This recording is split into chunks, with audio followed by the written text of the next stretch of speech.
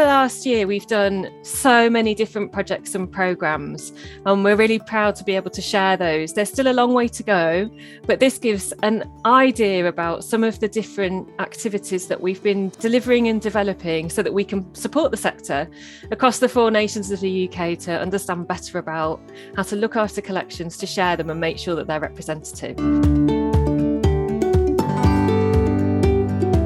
A lot of the work that we've done has been responding to COVID. We've been trying to ensure that we can deliver the programmes digitally and virtually. Some of the things that we've developed have included the virtual sports museum, some examples of how you can develop your museum space so that you're sharing it digitally, and that can be rolled out over the next year with other organisations so that people can visit their museums and look at those collections without having to physically be there. The Hidden Histories Illustrated project was created in response to COVID-19 and many museums struggling to create online activities for families. We decided to create these ourselves. I illustrated a range working alongside 50 museums across the UK.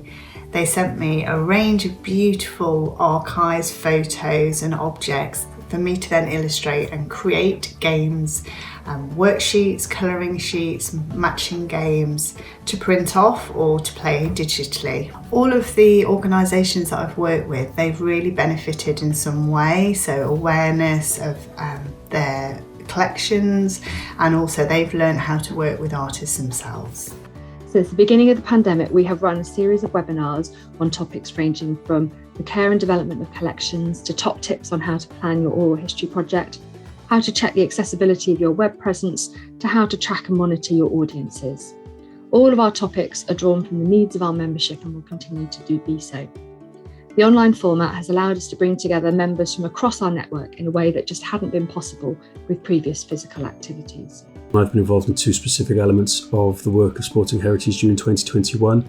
The first was facilitating a series of meetings online because of the pandemic, obviously, of the expert panel that had been convened to take forward a national strategic framework for sporting heritage in Wales. The second element was taking a lead on the production of the podcast output for Sporting Heritage that brings together, a great many people from the sector to share their experience and their knowledge. And there's also been a training course and online resources made available for people to get a start with their own podcast media as well.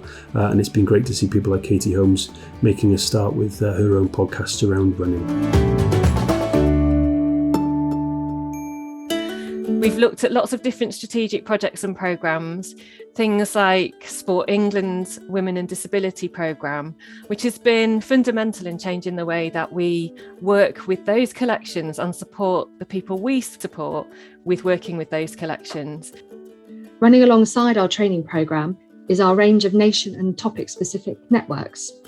These provide members an opportunity to come together and discuss the work of sporting heritage in more detail, how to get more involved in our projects, and how we can support the membership in more detail. It's a great way for us to keep up to date with what's happening with all our individual members and find out ways in which we can support them in greater detail. It also provides an opportunity to gather feedback from membership that we can then feed into our future programmes. We've also developed the Neurodiverse Museum, which is looking at how do museums and cultural organisations more generally ensure they are more relevant and representative, and their workforce has that representation from neurodivergent people. And we have 2 new Kickstarter roles. One's working with the Neurodiverse Museum and one is supporting us to develop our social media activity. And that's really important for us, that it's allowing us to bring new people into the sector who might not otherwise have been able to get that opportunity.